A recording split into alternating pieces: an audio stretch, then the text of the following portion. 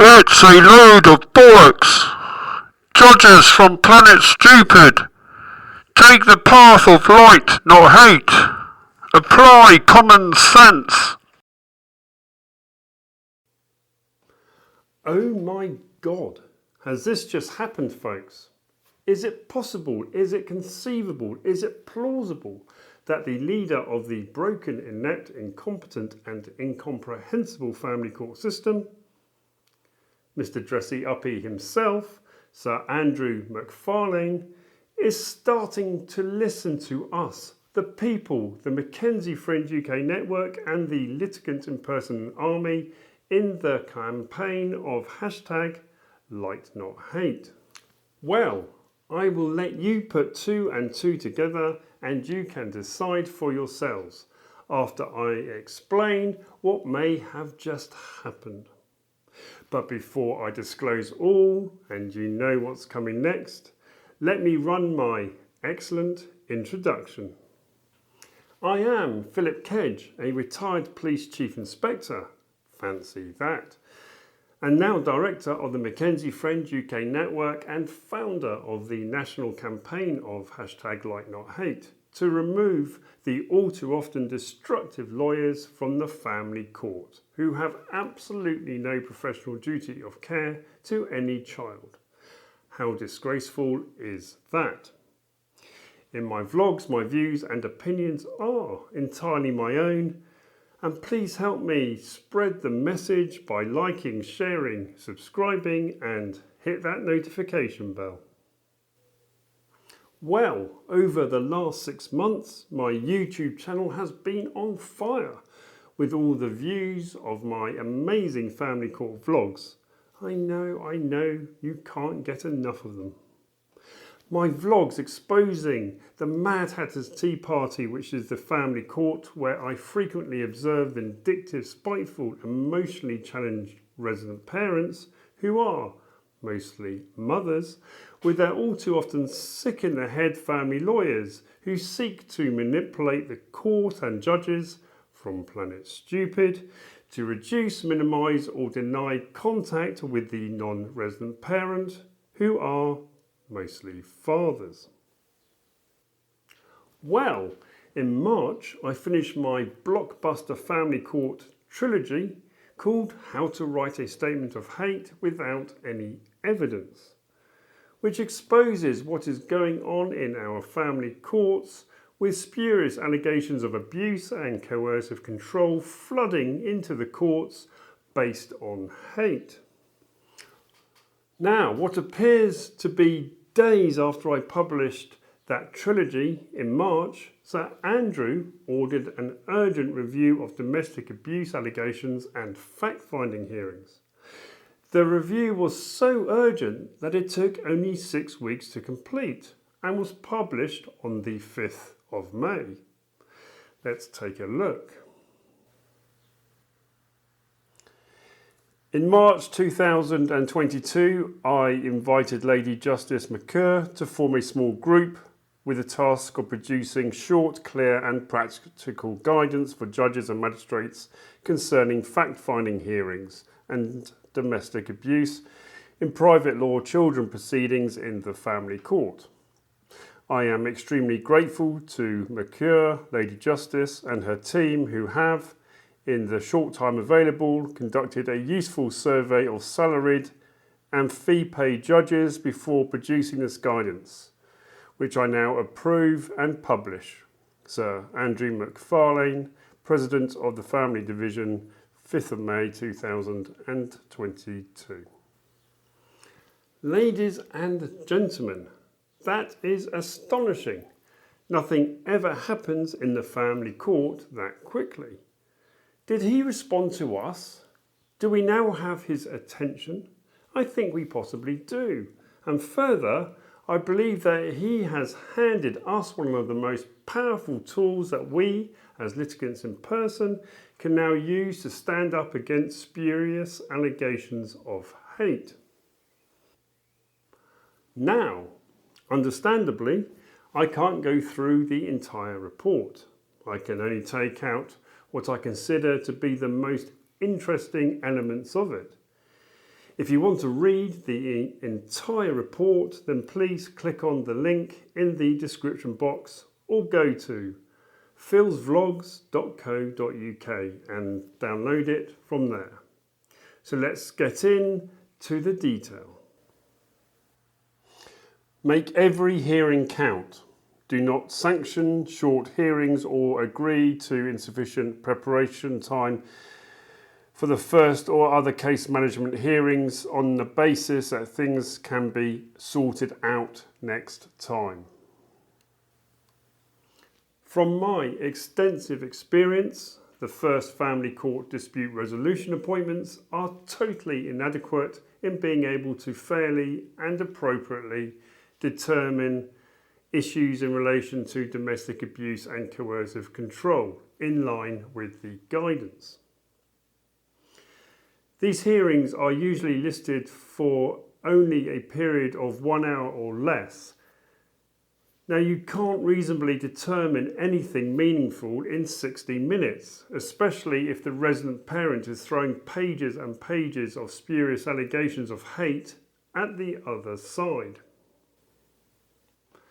I suggest that for any hearing where there are allegations of abuse and coercive control, that any preliminary hearing needs to be around 3 hours in order for the court to be able to effectively get a grip on the allegations, to probe and investigate on an initial basis before making appropriate decisions as to whether there needs to be a fact-finding hearing or not.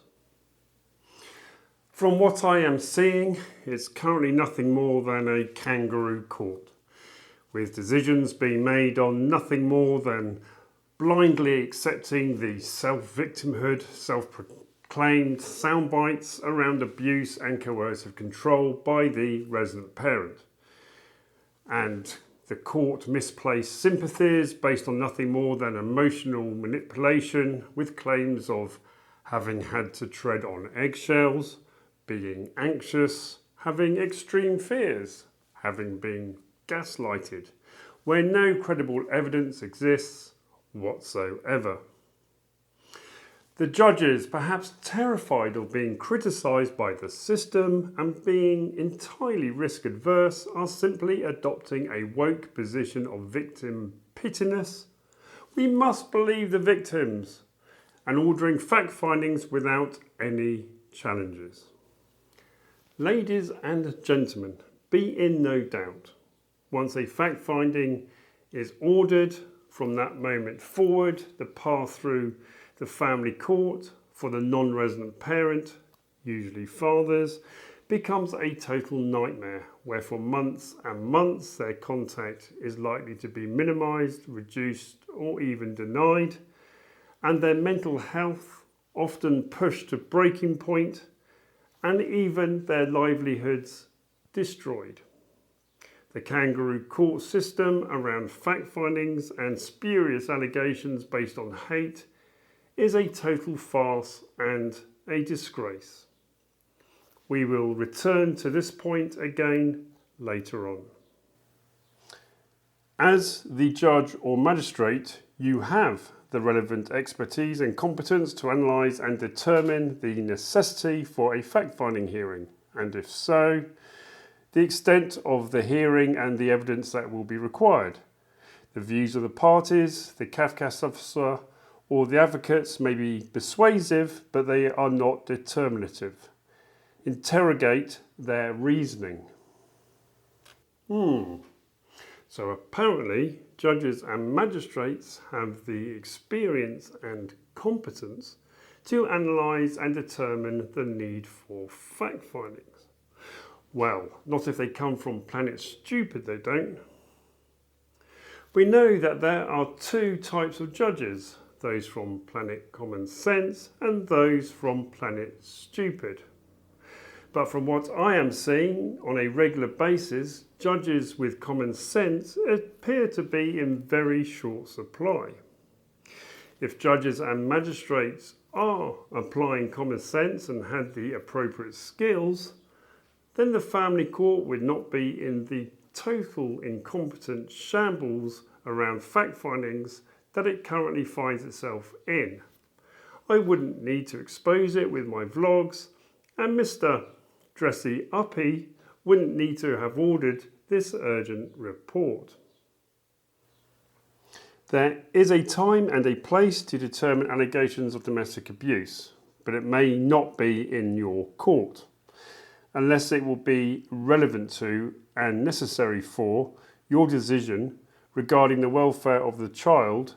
Do not allow the court to be used to litigate such allegations.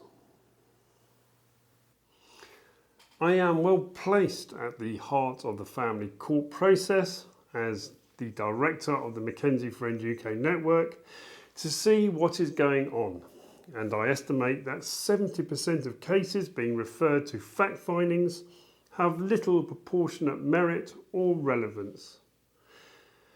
These allegations are nothing more than a load of mudslinging bollocks, with the family court being totally manipulated by the all too often sick in the head family lawyers who are exploiting the system without any morals, operating under their defence of following client instructions for what I believe to be financial gain.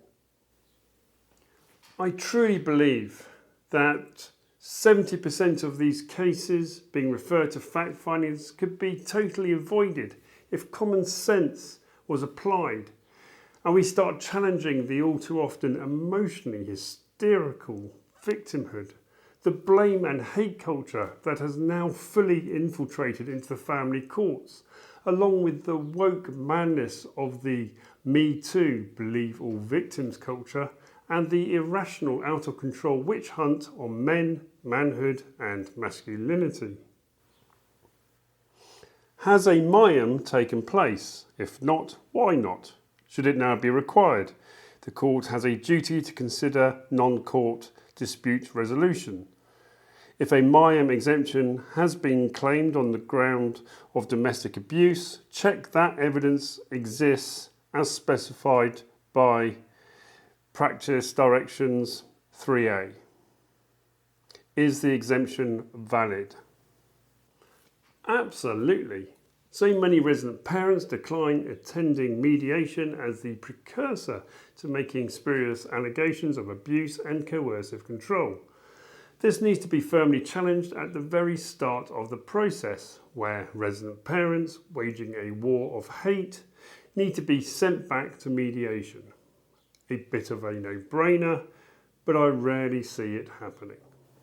Identify the real issues in the case.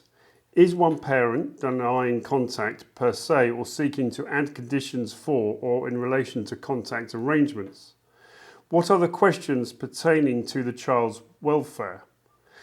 What exactly is alleged in terms of domestic abuse and by whom?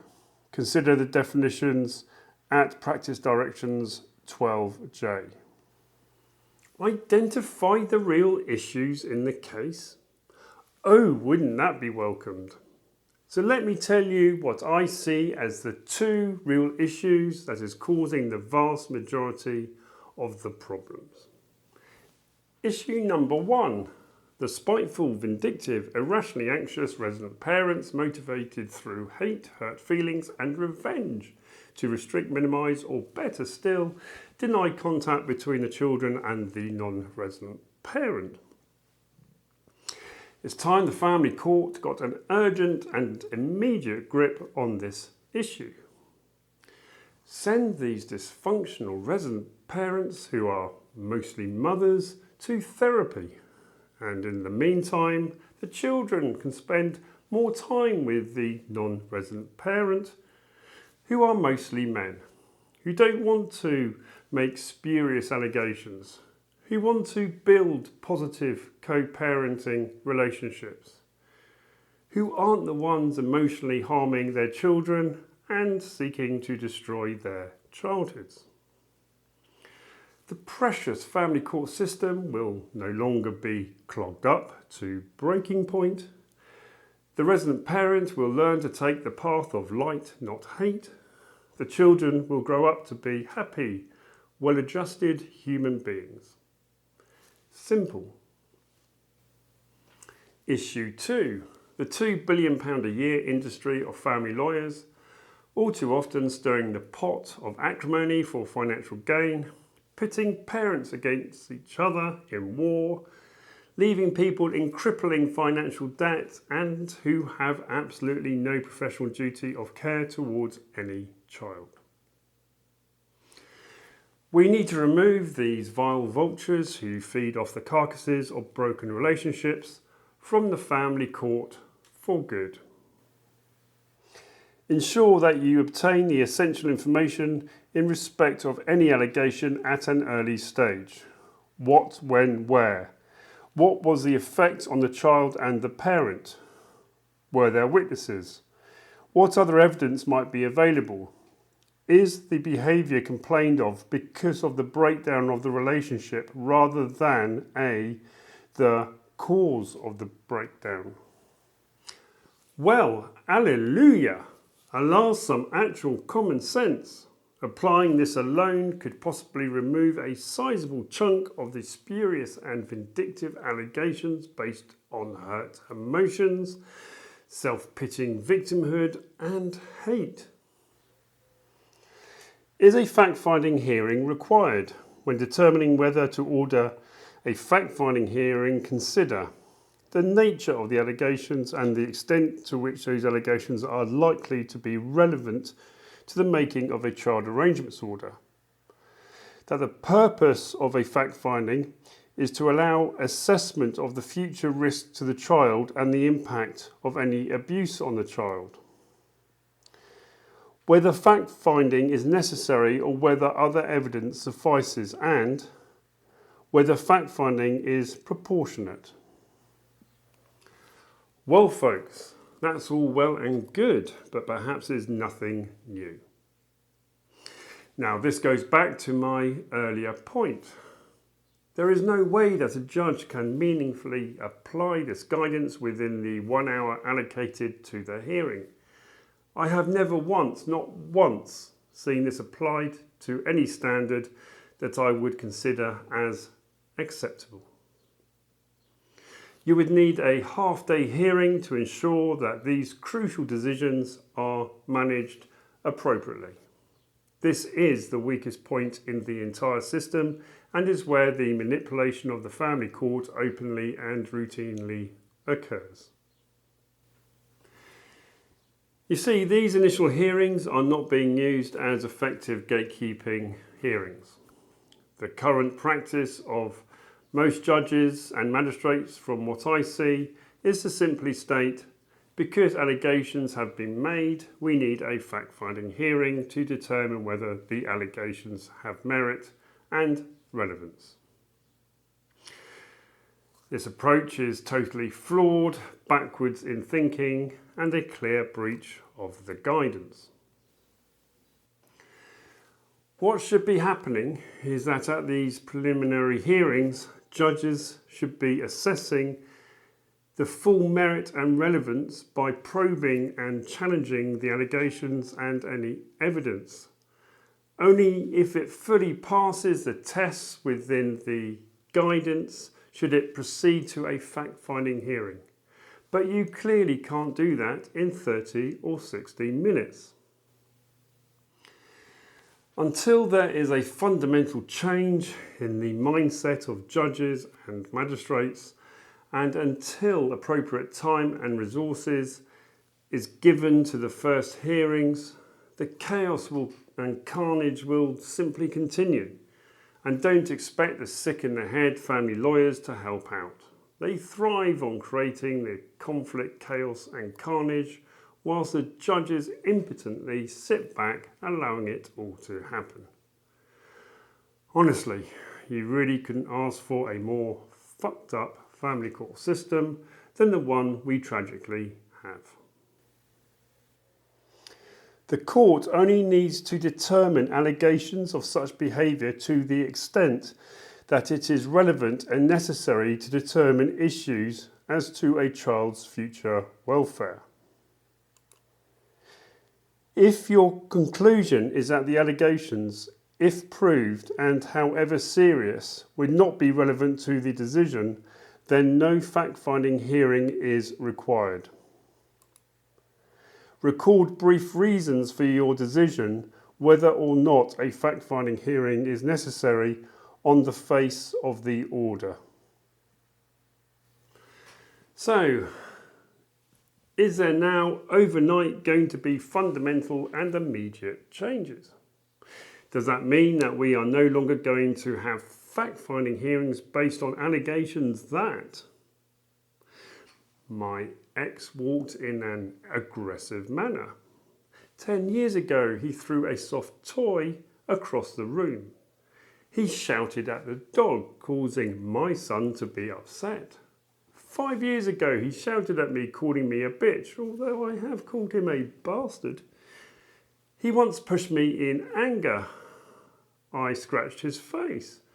But we did go on to get married and have 2 children. I could go on and on and on. The list is endless. So, this is what I want to see happening as from today. So Andrew needs to now come forward and give reassurances to us, the people, the service users, that spurious allegations based on hate will now be eradicated from all future fact-finding hearings. You see, what we need is something like this. I'm going to call it the load of bollocks test. If you put a statement of spurious allegations to a panel of reasonable members of the public who understand the pressures of life, the ups and downs of marriage, the fact that regrettable things are said, and some unfortunate incidents occur, that life within a relationship is not always pretty or rosy, and overall they conclude that the allegations are based on what you can expect within any imperfect relationship, even if the children may at times have been harmed, then those allegations should be determined as a load of bollocks and struck out. And perhaps, just to throw a radical idea into the mix, the parent who made these allegations should be ordered to attend a Get a Grip on Your Irrational Anxieties, Emotions and Hate Management course. I'm sure that all you reasonable people out there will understand my point. The court must, at all stages in the proceedings, consider whether domestic abuse is raised as an issue, Practice Directions 12J. However, guard against attempts to re-argue the question once a decision has been made. What is said to have changed to undermine the original analysis. Proceedings should have judicial continuity wherever possible and a consistent approach. If new evidence relating to past events is presented, ask why it was not available or disclosed before. If no good reason is advanced, then you may refuse to admit it. The more significant the evidence is said to be, the more compelling the explanation needs to be for its late receipt. Well, that does seem sensible, but is it actually going to happen in practice? Well, it's time to now start concluding this vlog. The report gives so much ammunition for us as litigants in person to start empowering ourselves and to hold the court to account. We need to be waving this report into the faces of every magistrate and every judge where spurious allegations are being made. We have to hold them to account to every section and sentence within the report. This is how we now fight back. So, what is my major concern? Well, if this is to represent a potential rebalancing of the madness of the family court, then it will need firm and decisive leadership to make it happen. Otherwise, it's just another one of those pointless mini guidance documents. Is Sir Andrew McFarlane the person to provide that leadership? I'm not so sure. From what I see, he loves his little reports, but management by reports and guidance is not leadership. We as the public, we as the family court service users need Sir Andrew to now come out from under his wig and ridiculous dressing gown that has no place in portraying a modern family court service, and to start speaking to us directly.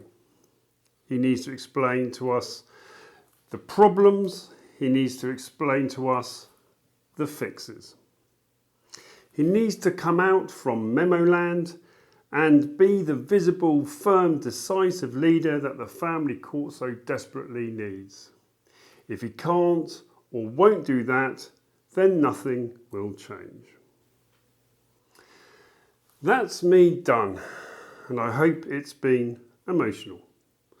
Once again, you can download the full report in the description box or at fieldsvlogs.co.uk. See you again very soon.